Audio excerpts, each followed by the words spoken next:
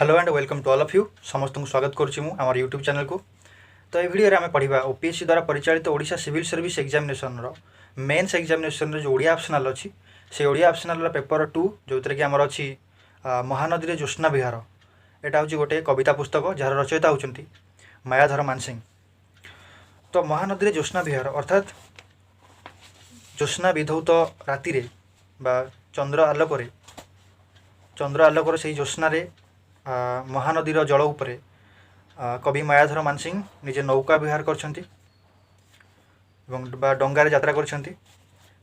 तो से डंगार यात्रा करने समय तांको मन को बहुत सारा इतिहास किंबदंती ऐतिहासिक चित्र एवं प्राकृतिक चित्र ये सबू तांको मन को आसी। तो ये कवितार आम प्राकृतिक दृश्य सहित प्रकृति एवं ऐतिहासिक किंबदंतीर केमती समन्वय थाए से विषय कवि वर्णना करछंती से विषय आम चैप्टर रे पढ़िबा। तो चैप्टर ना हला महानदी रे ज्योत्स्ना विहार। यह हूँ गोटे कविता पुस्तक। ए पुस्तक रचयिता होती मायाधर मानसिंह। तो चलतु आम आरंभ करने पूर्व आम देखा कि लास्ट 5-6 वर्ष में कौन ये चैप्टर रु क्वेश्चन पचार।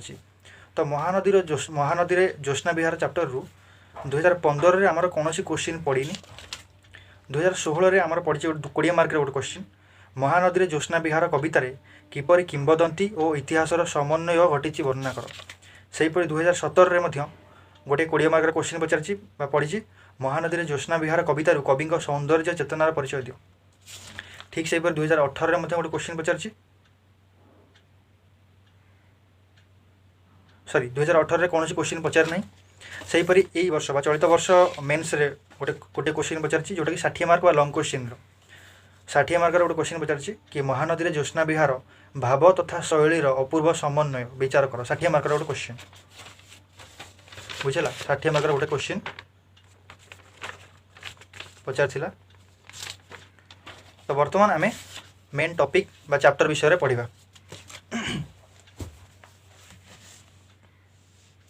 तो महानदी रे ज्योत्स्ना विहार जो चैप्टर अच्छी से प्रकृति चित्रण होती ऐतिहासिक किंबदंती विषय में वर्णना कराई। तो प्रथम आम कवि परिचय विषय किसी पढ़ा तापर चैप्टर विषय पढ़ा। मायाधर मानसिंह साधारण जीवन समस्या ठारू आरंभ कर साहित्य समाज संस्कृति इत्यादि संबंध में बहुत कविता रचना करछंती।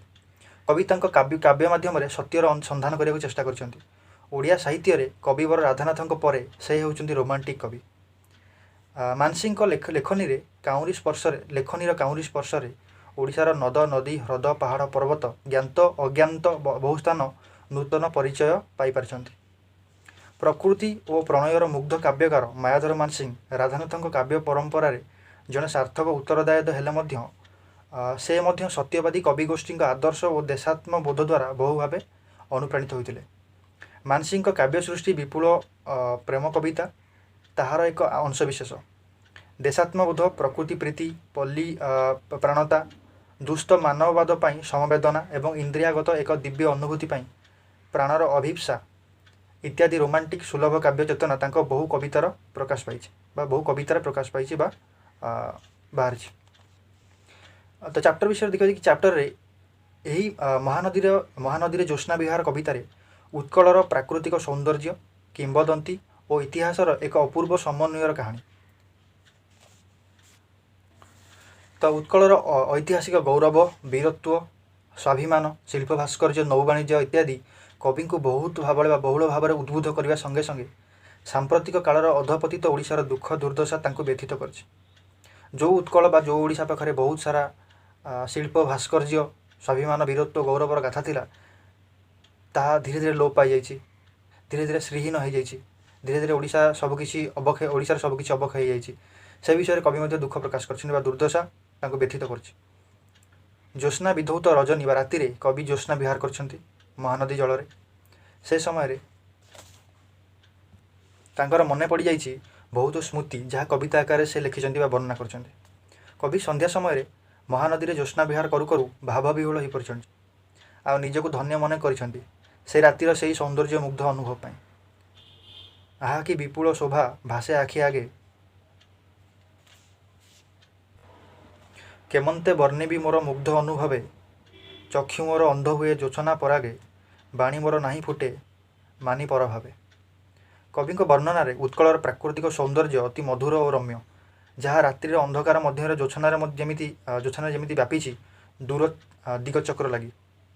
ଆକାଶର ଖଣ୍ଡ ଯେମିତି ମହାନଦୀ ଜଳ ପରି ଭାସି ଯାଉଛି।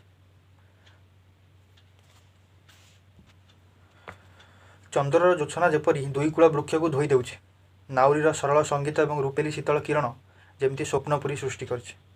ଦୁଇ କୂଳେ ବୃକ୍ଷରେଖା ଜୋଛନା ଧୌତ ପାଣ୍ଡୁର ଆଲୋକ ଧରି ତନ୍ଦ୍ରାଳସ ଶିରି ସ୍ୱପ୍ନ ପୁରୀ କରେ ସୃଷ୍ଟି ଅଳସ ମରୁତ ଜୋଛନା ମଦିରା ମୋତେ ବହେ ଥିରି ଥିରି। ସରଳ ଗମ୍ଭୀର ଗିରିମାଳା ଯେମିତି ପାଣିରୁ ବାହାରି ଆକାଶକୁ ସ୍ପର୍ଶ କରିଛନ୍ତି।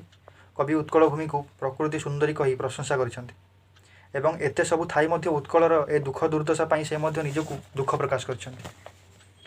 ହାୟଲ ଉତ୍କଳ ଭୂମି ପ୍ରକୃତି ସୁନ୍ଦରୀ ମନ୍ଦାକିନୀ ସମନଦୀ ଶିବ ସମଗିରି କାନନେ କେଦାର ଲକ୍ଷ ଶୋଭାର ବହର ଥାଉ ତୋର କହ କିମ୍ପା ଏତେ ହତଶିରି। ଏହାପରେ କବିଙ୍କ ମନେ ପଡ଼ିଛି ଉତ୍କଳର ପୂର୍ବ ଗୌରବ ଗାଥା। ଦିନେ ଗଜପତି ରାଜା ଏହି ମହାନଦୀ ତଟରେ ବାରବାଟୀ ଦୁର୍ଗ ନିର୍ମାଣ କରିଥିଲେ। ନିଜର ଯଶ କୀର୍ତ୍ତି ସବୁକିଛି ସେଥିରେ ଭରି ଦେଇଥିଲେ। ହେଲେ ସେ ରାଜା ଚାଲିଯାଇଛନ୍ତି। ଭଗ୍ନ ଦୁର୍ଗ ଆଜି ଉପସ୍ଥିତ ହେଲେ ସେ ସବୁ ଯେମିତି ତାର ଅତୀତକୁ କ୍ରୂର ଉପହାସ କରିଛନ୍ତି। ତେଣୁ କବିଙ୍କ ବର୍ଣ୍ଣନାରେ ସେଦିନ ତ ଗିରି ସଙ୍ଗେ ତୋର ଗଜପତି ତୋଳିଲା ସ୍ପର୍ଦ୍ଧାରେ ତାର ଦୁର୍ଗ ଅଭରଙ୍କଶ ତୋହର ଏ ନଦୀ ସମ ମହାନରପତି ହୃଦୟ ଉଦାରି କରି ଜିଣି ନେଲା ଯଶ। ସେହି ଦୁର୍ଗରେ କେତେ ଯେ ରାଜା ରାଣୀ ସୁକୁମାର ସୁକୁମାରୀ ଆଙ୍କିଥିବେ ପଦଛବି।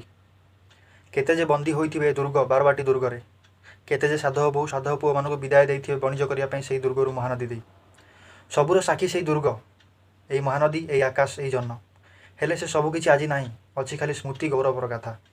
ସେଦିନ ଏ ଶିଳା ପରେ ନାଗରିକ ଶତ ହରିଦ୍ରା ପ୍ରଲପେ ରଞ୍ଜି କନକ ବଦନ ବନ୍ଦୀ ଥିବେ ଶଙ୍ଖ ବୋଇ ରାଜାର ବୋଇତ କରିଛି ଯେ ସିଂହଳରୁ ମୁକ୍ତ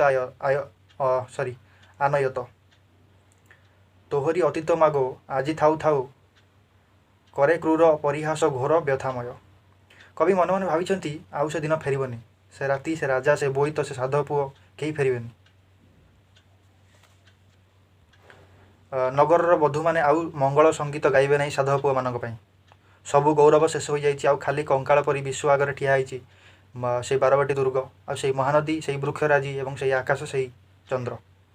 ଦୁର୍ଗ ଆଉ ଉଠିବନି, ରାଜାର ବୋଇତ ସେ ଫେରିବ ମୁକ୍ତା ଧରି ଏ ତଟି ନ ଫେରିବ ମୁକ୍ତା ଧରି ଏ ତଟିନୀ ବାହି।